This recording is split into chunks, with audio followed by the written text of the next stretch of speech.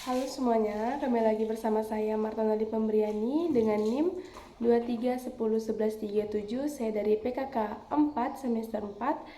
Dari hari ini saya akan membagikan resume tentang peran para misionaris asing di Indonesia dalam perkembangan gereja Katolik dari Makul Sejarah Gereja Indonesia. Nah, kita masuk ke materi yang pertama, yaitu peran para misionaris asing di Indonesia dalam perkembangan gereja Katolik. Ada beberapa pembahasan, yaitu yang pertama, pewartaan Injil dan pembaptisan.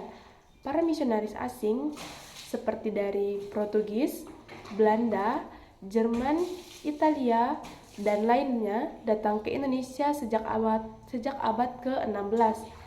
Mereka membawa ajaran Kristen ke berbagai wilayah, membaptis penduduk lokal dan membentuk komunitas Katolik awal, terutama di Maluku, Flores, Timur, dan kemudian menyebarkannya ke Kalimantan, Sulawesi, Sumatera, dan Jawa. Nah, ada materi yang kedua, pembahasan yang kedua, yaitu pendirian paroki dan keuskupan. Misionaris membuka banyak stasi, paroki, dan pusat misi sebagai tempat pelayanan umat. Mereka juga membantu mendirikan struktur gereja seperti Vikariat Apostolik dan Keuskupan yang menjadi cikal bakal struktur gereja di Indonesia. Untuk pembahasan yang selanjutnya ada pendidikan dan kesehatan. Para misionaris banyak mendirikan sekolah-sekolah, seminar, dan rumah sakit.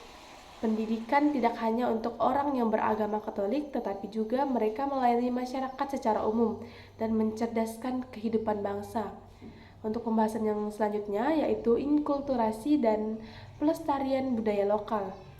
Beberapa misionaris mempelajari bahasa dan budaya lokal, menerjemah kitab suci ke bahasa daerah. Mereka menghargai adat istiadat dan menggabungkannya ke dalam ritus liturgi, membantu menciptakan gereja Katolik yang berwajah Indonesia. Untuk pembahasan yang selanjutnya ada pembinaan iman dan kepemimpinan lokal.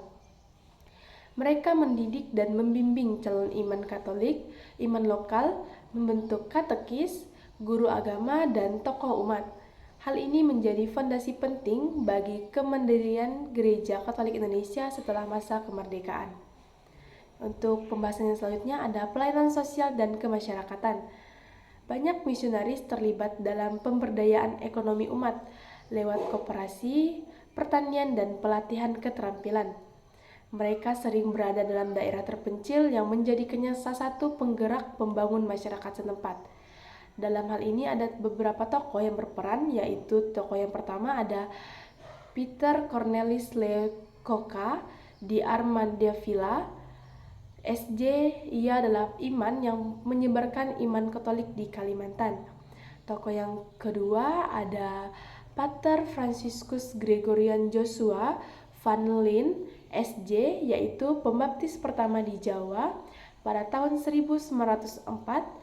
Tokoh yang ketiga ada Peter Hetnit Geiser, SFJ, FSD, aktif di Nusa Tenggara Timur. Para misionaris asing bukan hanya soal penyebaran agama, tetapi juga menyentuh aspek sosial, budaya, dan pembangunan masyarakat seutuhnya. Mereka meletakkan dasar yang kokoh bagi pertumbuhan gereja Katolik di Indonesia. Selanjutnya ada materi tentang peran tokoh lokal dalam penyebaran Katolik di Indonesia. Peran tokoh lokal dalam penyebaran Katolik sangatlah signifikan, terutama setelah benih iman yang ditanamkan oleh misionaris asing. Tokoh-tokoh ini menjadi jembatan budaya penyebaran Injil dan pemimpin komunitas umat beriman yang memperkuat akar gereja. Nah, untuk pembahasan yang pertama ada perintis komunitas umat Katolik lokal. Setelah dibaptis, banyak tokoh lokal yang menjadi perintis komunitas Katolik di daerahnya masing-masing. Mereka menjadi teladan iman yang mendorong keluarga dan komunitasnya untuk menerima ajaran Kristen.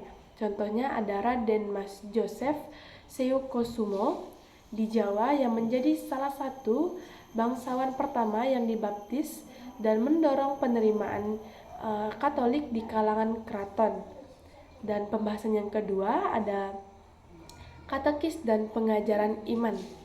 Banyak tokoh lokal yang menjadi katekis yang mengajarkan iman Katolik di desa-desa, kadang bahkan sebelum pastor itu datang ke desa tersebut.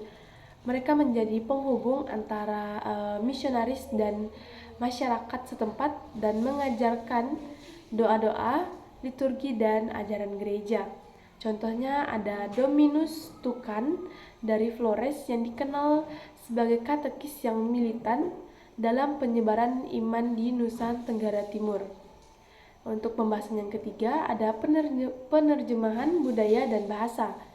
Tokoh lokal membantu para misionaris memahami bahasa dan budaya setempat sehingga pewartaan Injil menjadi lebih kontekstual dan diterima masyarakat. Mereka turut menerjemahkan doa, kitab suci, dan nyanyian liturgi ke dalam bahasa daerah. Contohnya ada katekis di Jawa di zaman Roman van Lith menerjemahkan buku-buku doa ke dalam bahasa Jawa dan berperan dalam inkulturasi. Untuk pembahasan selanjutnya ada pemimpin awam dan penggerakan sosial. Tokoh Katolik lokal berperan sebagai pemimpin umat, pendiri koperasi, sekolah, dan kegiatan sosial berbasis gereja. Mereka menunjukkan bahwa iman Katolik tidak hanya hidup di dalam gereja, tetapi juga berdampak dalam kehidupan sosial dan politik, memperjuangkan nilai-nilai iman dan kemanusiaan. Untuk pembahasan yang kelima ada iman, biarawan, dan biarawati asal Indonesia. Tokoh lokal yang terpanggil menjadi iman dan religius adalah pilar paling penting dalam inkulturasi dan kemandirian gereja. Mereka menjadi salah satu wajah gereja Katolik Indonesia yang mampu berdiri sendiri tanpa ketergantungan para misionaris asing. Contohnya ada MGR Albertus Soegi Pranata SJ, Uskup Pribumi pertama yang ada di Indonesia yang dikenal dengan semboyan 100% Katolik, 100% Indonesia. Nah, saya rasa cukup sampai di sini materi resume yang saya sampaikan pada pertemuan kali ini. Saya Marta Noli Pembriani undur diri, sampai jumpa.